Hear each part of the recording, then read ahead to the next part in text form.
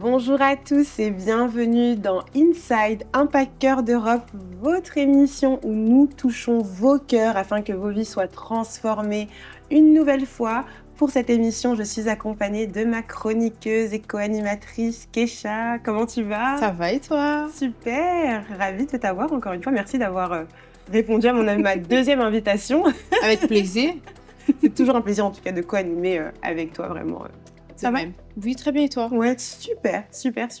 En tout cas, j'ai hâte. Ouais, aujourd'hui, tu verras, Kesha, on va parler de disciple, de vie de disciple. Donc là, tu vois, aujourd'hui, on sera vraiment dans du concret, du bien concret, bien solide. Là, donc, sois bien installé. Parce qu'attention, nous avons avec nous, aujourd'hui, justement, pour parler de vie de disciple, on a avec nous le pasteur Christian Mutombo.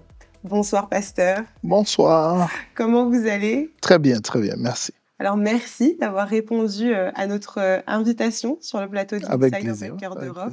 C'est vraiment un plaisir de vous recevoir. Alors, on va parler, donc je l'ai dit, de discipolat, de vie de disciple. Et pourquoi, en fait, on s'est intéressé justement à vous recevoir pour ce thème? C'est parce que, justement, vous avez un fort témoignage, on peut le dire, en termes de vie de disciple, d'obéissance notamment. Et parce que, voilà... Pour ceux qui ne le savent pas, vous êtes aussi donc pasteur de l'église Impact Centre Chrétien à Lubumbashi. C'est bien ça? Effectivement, oui. Voilà. Oui. Donc voilà, donc j'ai fait une petite brève présentation, mais je vous laisse vous présenter plus amplement.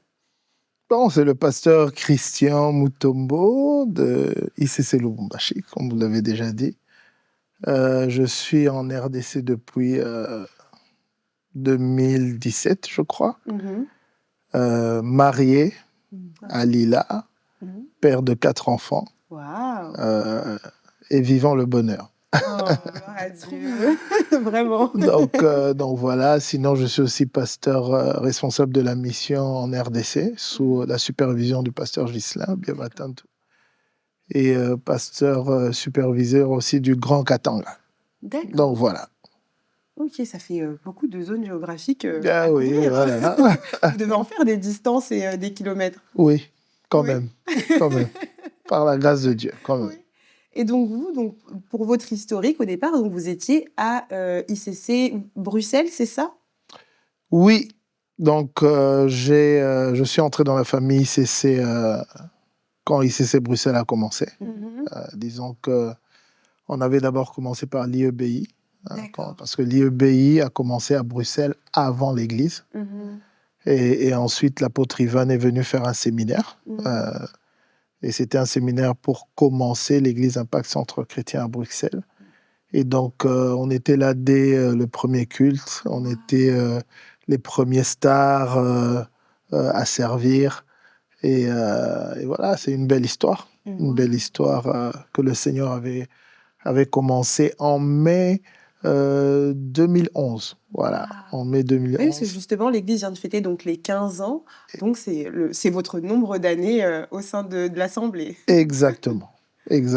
Et donc, je suis un pur produit, en tout cas, de ICC Bruxelles. Donc, voilà un peu. Gloire à Dieu, t'as vu, Kesha, 15 ans. C'est pas rien. Hein. Ouais. Il y a des gens qui sont nés entre-temps. Oui,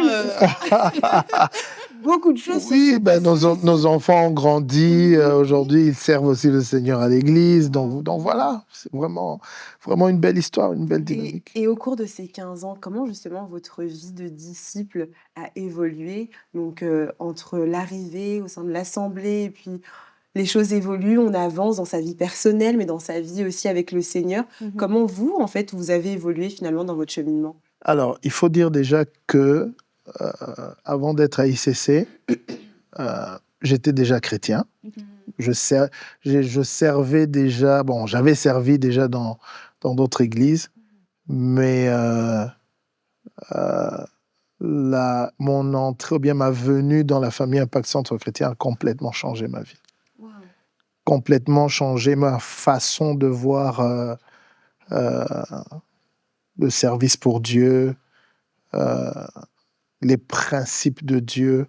Donc, beaucoup de choses ont commencé à changer. Et donc, je peux dire que, pour moi, cette famille, c'est vraiment une bénédiction. Voilà. Ici, c'est à Bruxelles, en tout cas, à ce moment-là de ma vie, parce que c'était des temps d'incertitude, des temps où tu te poses les questions. Est-ce que tu vas continuer à servir le Seigneur? Beaucoup de recommencements. Mais là, c'était vraiment un point de départ. Et donc, quand le pasteur Christian est venu, directement, il nous a fait comprendre que pour avoir des résultats, il faut travailler. Voilà, il faut travailler, il faut être formé, il faut être discipliné. Donc, on passait du temps, beaucoup de formation, beaucoup de temps de prière. On apprenait des choses qu'on ne savait pas, une façon de servir qu'on n'avait pas avant. Et donc, ça a changé beaucoup de choses dans nos vies. Je parle de nous parce que mon épouse et moi surtout. Et voilà. Et on a continué jusqu'au moment où un jour le pasteur Christian me dira « Bon, Christian, ce dimanche, tu vas prêcher à l'église. » Comme ça. Boum, c'est tombé. Et donc voilà, ça a commencé. Donc, mais avant ça, bon, il y avait déjà, je faisais déjà la modération, j'étais déjà formateur. Donc voilà, les choses se sont mises en place petit à petit. Et il nous a vraiment communiqué ce cœur de serviteur.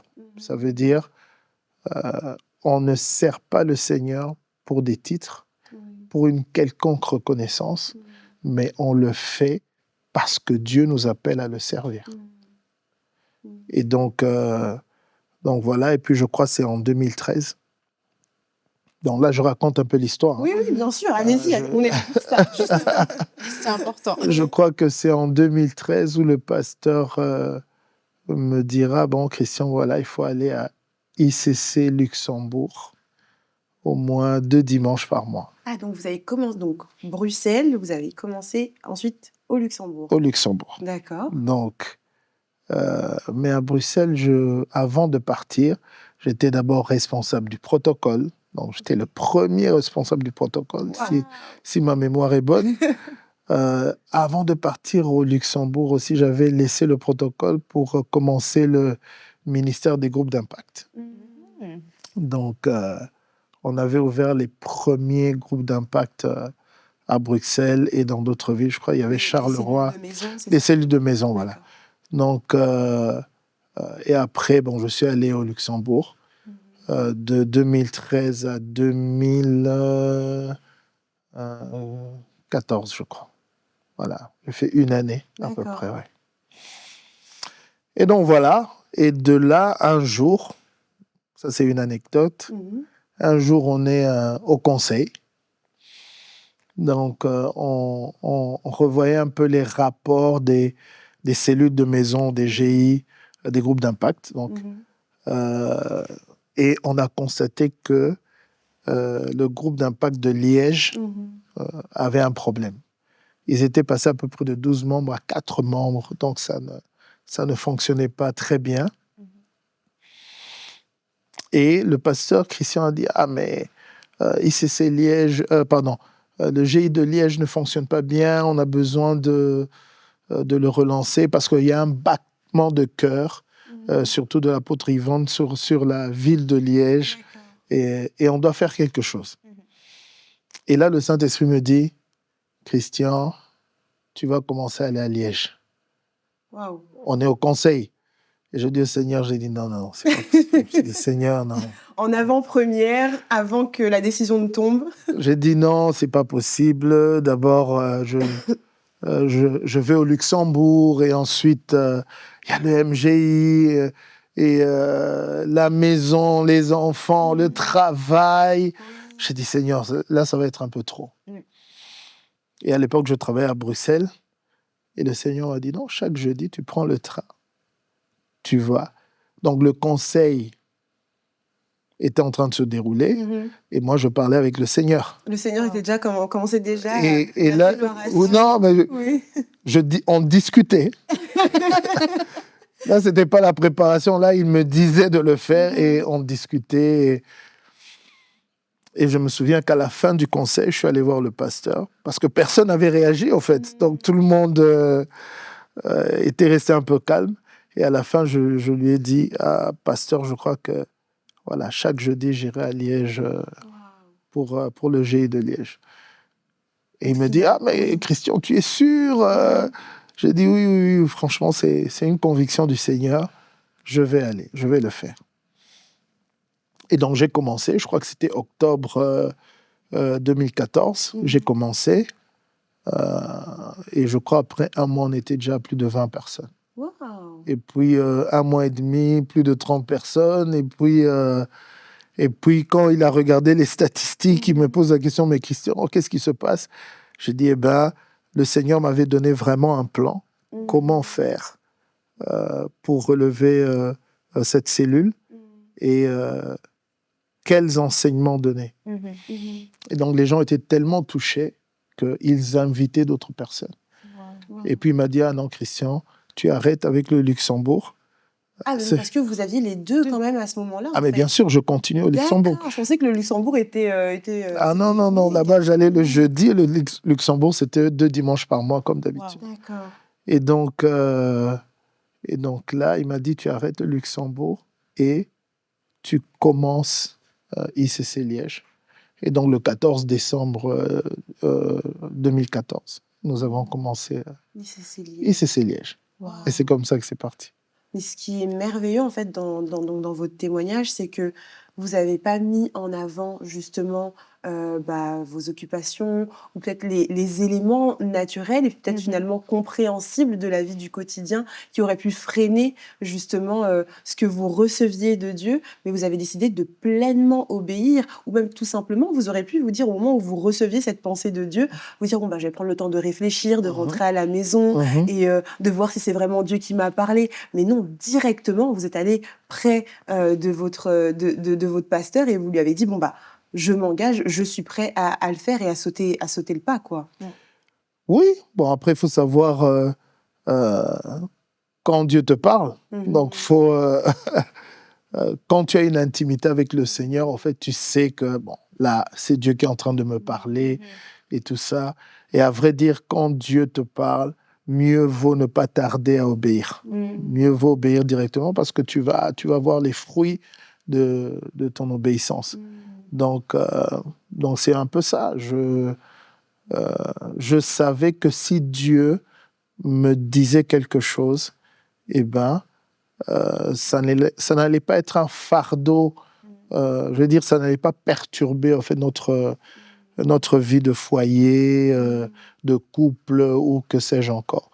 Et il faut aussi comprendre quelque chose, c'est que quand Dieu te donne une responsabilité, il y a un feu le feu, c'est la passion, en fait. Il y a une passion qui est associée à ce que Dieu te demande de faire. Voilà. Et continuellement, cette passion te fait surpasser les épreuves, la fatigue, ou que sais-je encore.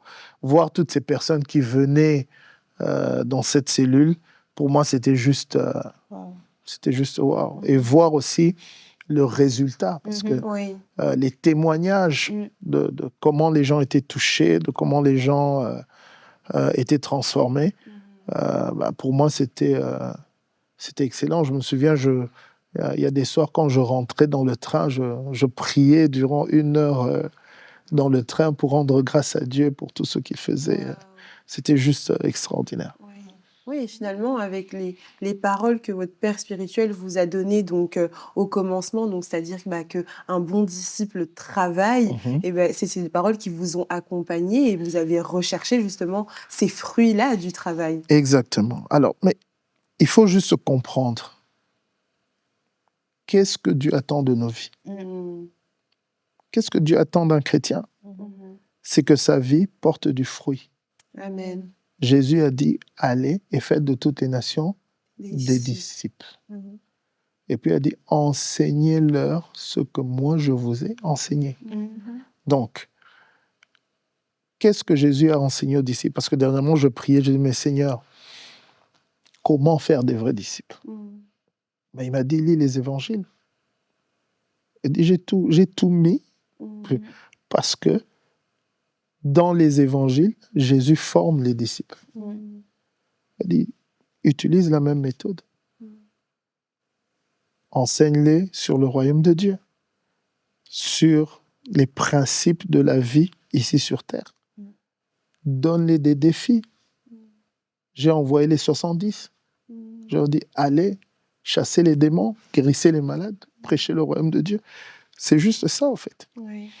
Mais si tu as le Saint-Esprit en toi et que tu ne fais rien, or, le Saint-Esprit nous a été donné pour faire quelque chose. Jésus a dit, l'Esprit du Seigneur est sur moi pour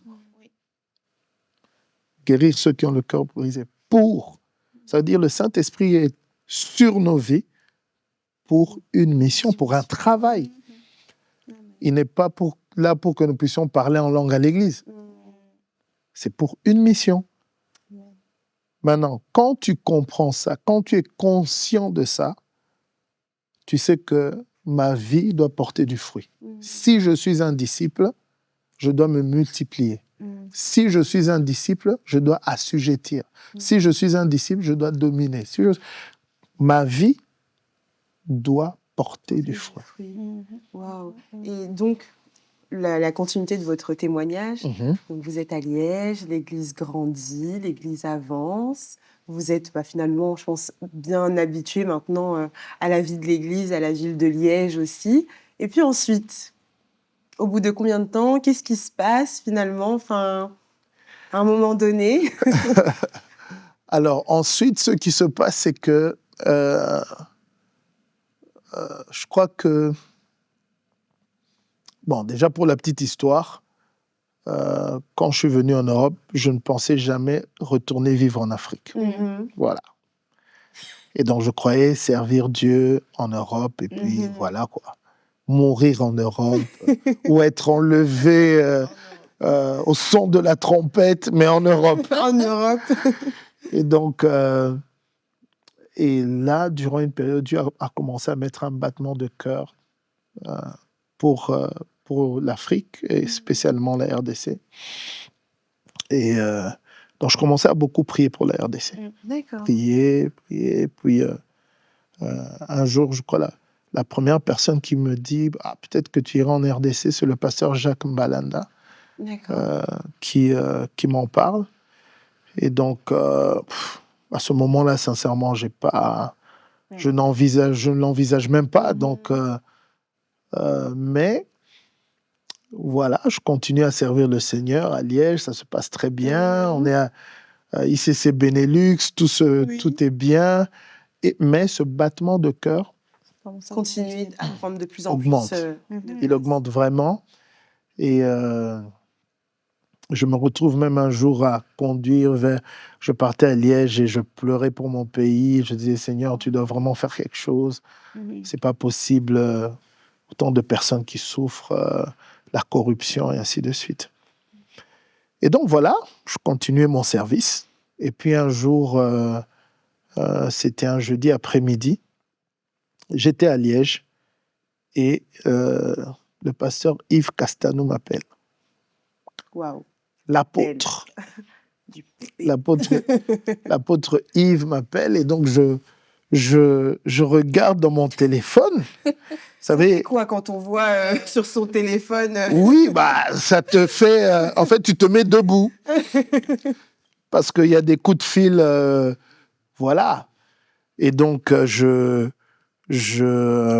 regarde mon téléphone et je dis l'apôtre Yves, mais... Je dis, l'apôtre Yvan, voilà. Il m'appelait de temps en temps, mais l'apôtre Yves, jamais. Et donc, je devais faire un voyage à Kinshasa. Et j'avais dit au pasteur Christian, je fais un voyage à Kin. Et comme c'était ICC Brazzaville à l'époque qui supervisait ICC Kinshasa, donc je dis... Voilà, j'aimerais bien passer à l'église ICC Kinshasa, si tu peux le dire, en parler à l'apôtre Yves. Et donc, il me dit, OK. Donc, l'apôtre Yves m'appelle. Pour moi, c'est juste ça, en fait. Oui. Ouais, non. Donc, et puis, il me dit, non, mais Christian, l'apôtre Yves est très direct. Il me dit, Christian, Dieu nous a dit, on t'envoie à Kinshasa, c'est toi qui vas... Waouh. Donc, sur le coup, douche froide. Voilà, je ne comprends pas très bien. Et puis, bon, après un temps, j'en parlais le pasteur Christian. Puis, on en a parlé aussi avec l'apôtre Yvan. Et les deux m'ont donné vraiment la couverture pour faire cette mission. Et donc, voilà, je quitte ICC Liège. Wow. Je quitte ICC Liège. Il y a eu beaucoup de pleurs. Mais oui, parce que finalement, il y a des attaches. Et justement, en tant que... vous avez cette vie de disciple-là, vous avez cette vie de disciple. Donc, en tant que disciple, oui, donc on répond, voilà, on nous donne une mission, on y répond.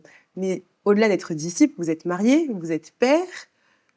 Comment on fait justement pour répondre à cet appel, pour continuer son mandat de disciple, mais tout en ayant conscience de tout ce qui nous entoure et des responsabilités qu'on a et de la vie finalement qu'on a construite, notamment pour vous, donc à Liège?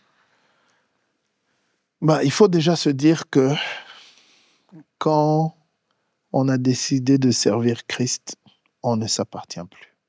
Amen. Un disciple de Christ ne s'appartient plus. C'est pourquoi Jésus est notre maître. Il est notre Seigneur.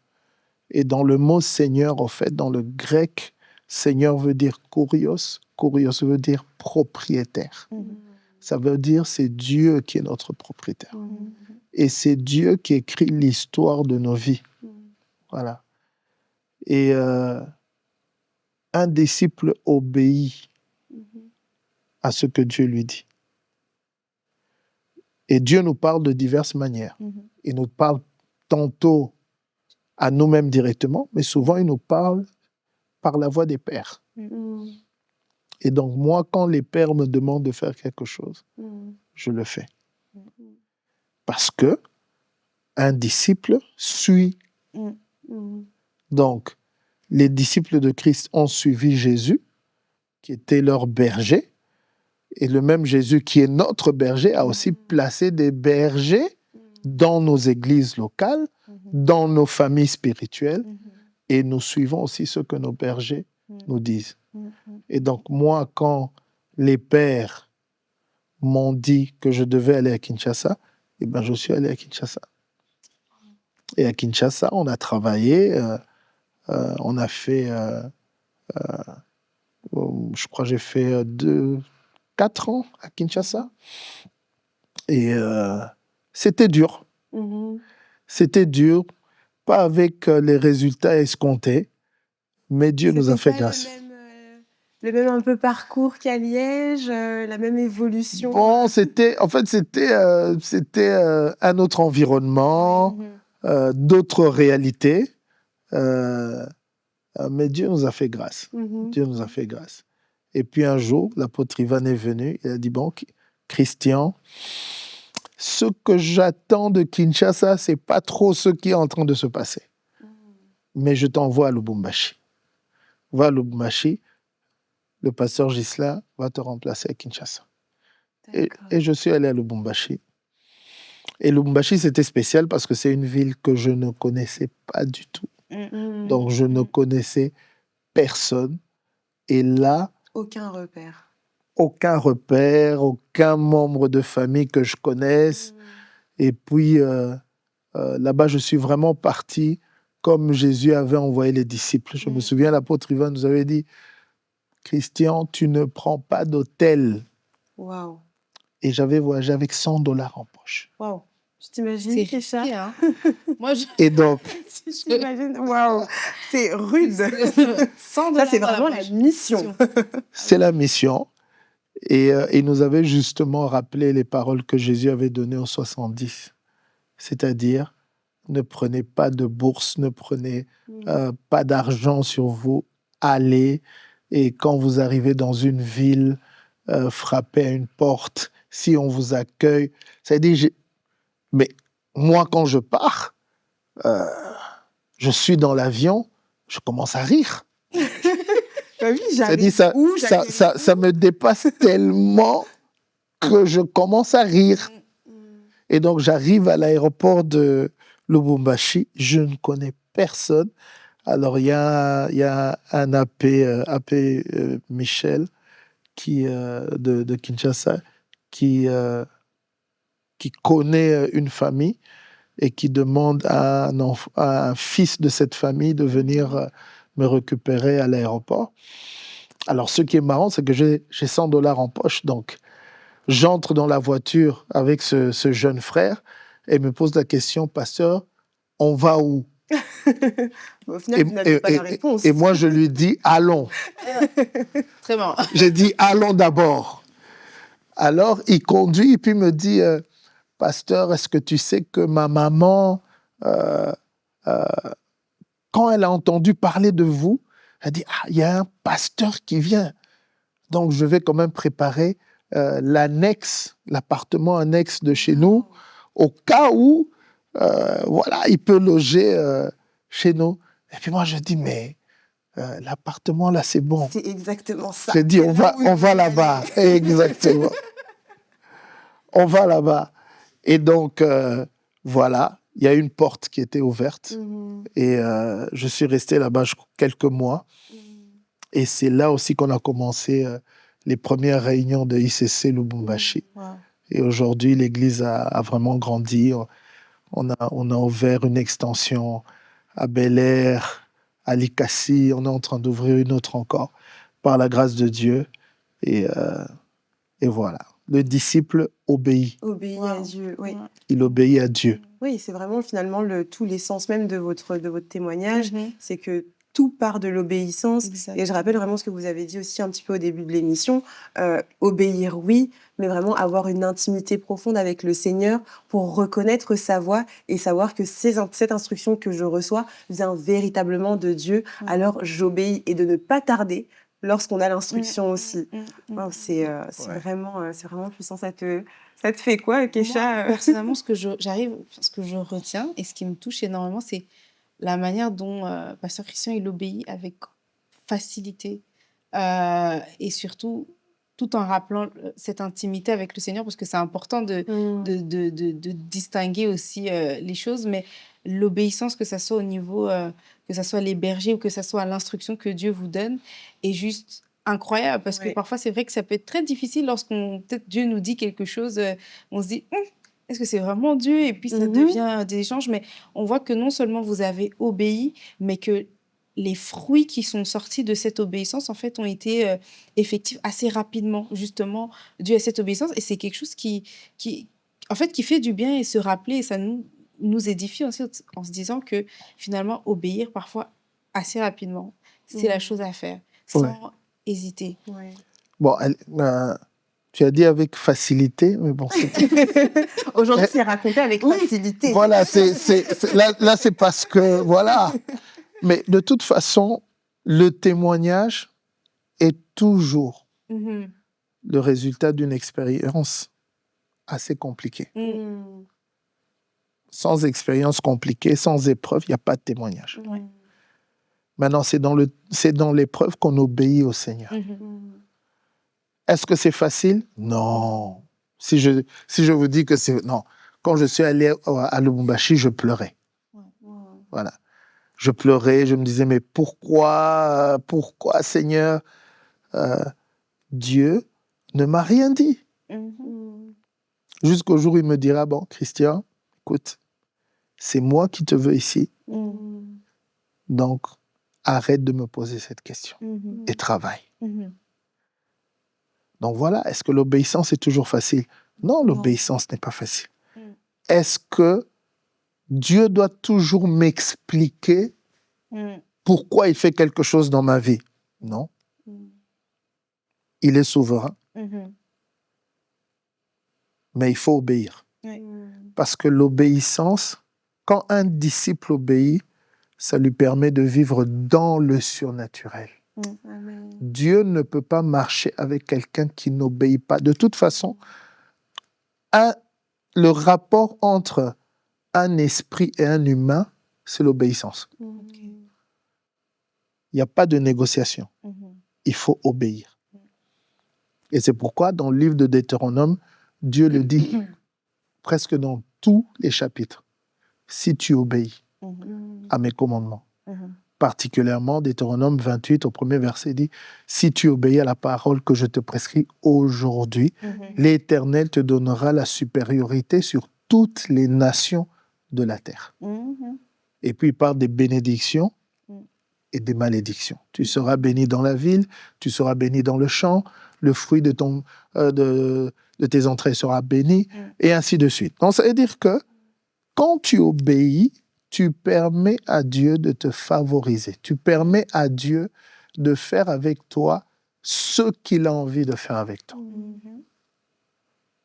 Et un disciple est appelé à obéir. Exactement. Obéir.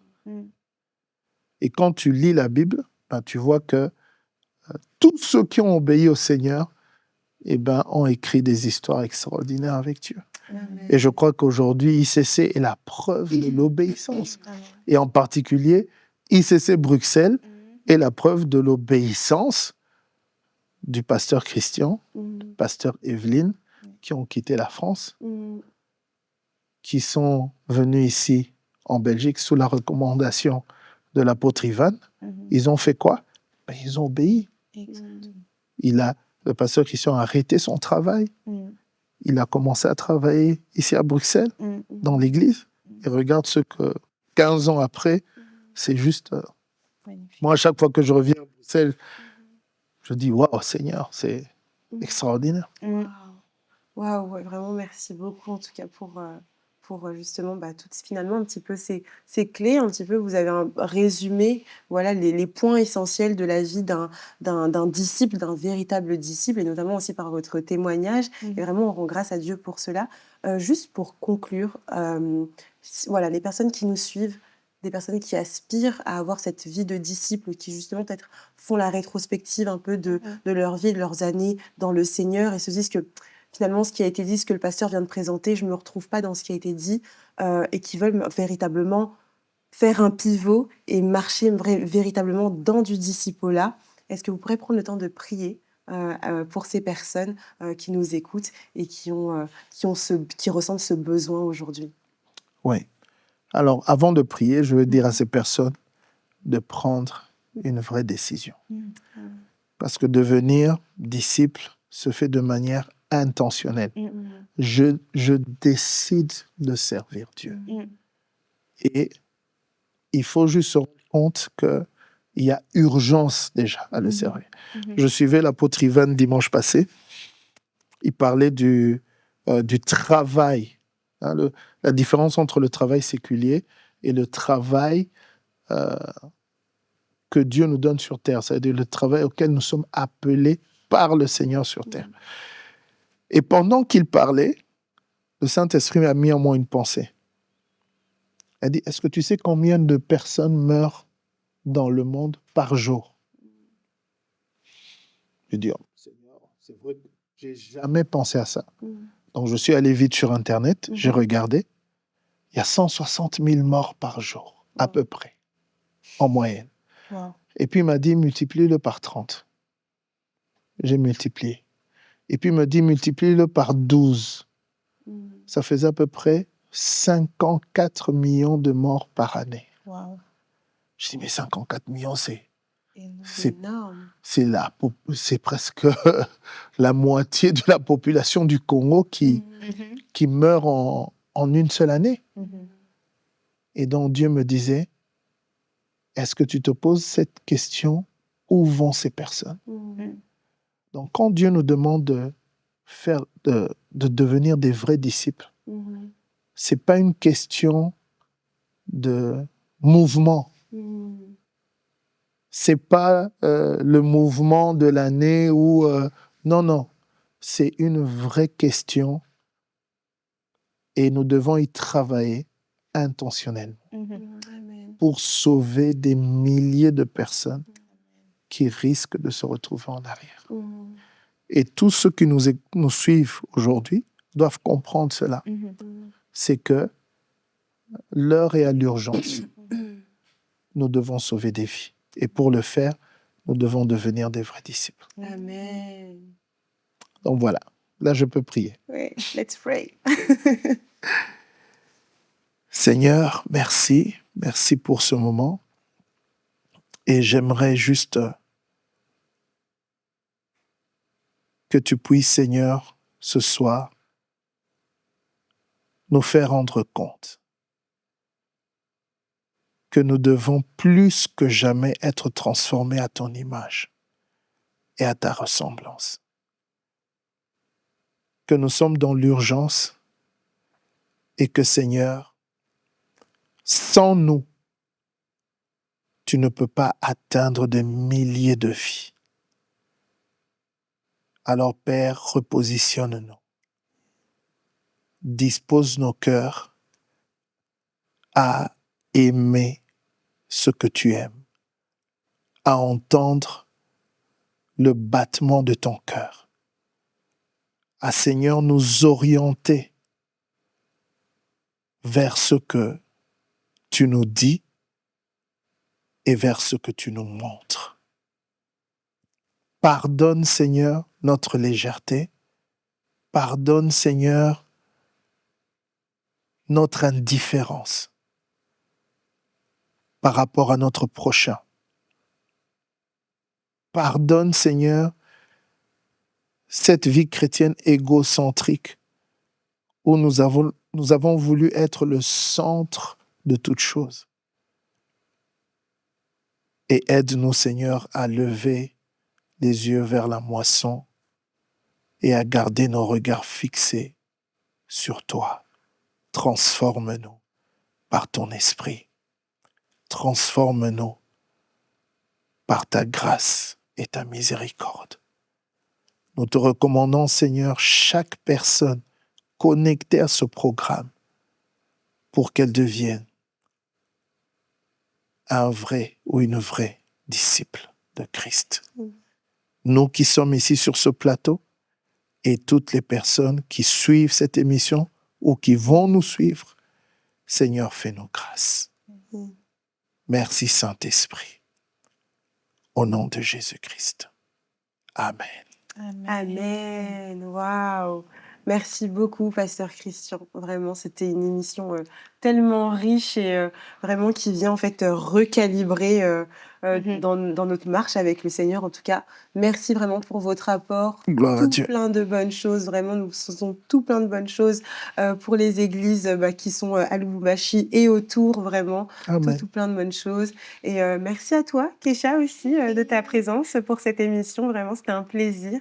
Merci beaucoup. Également. J'attends la prochaine invitation. Elle ne tardera pas.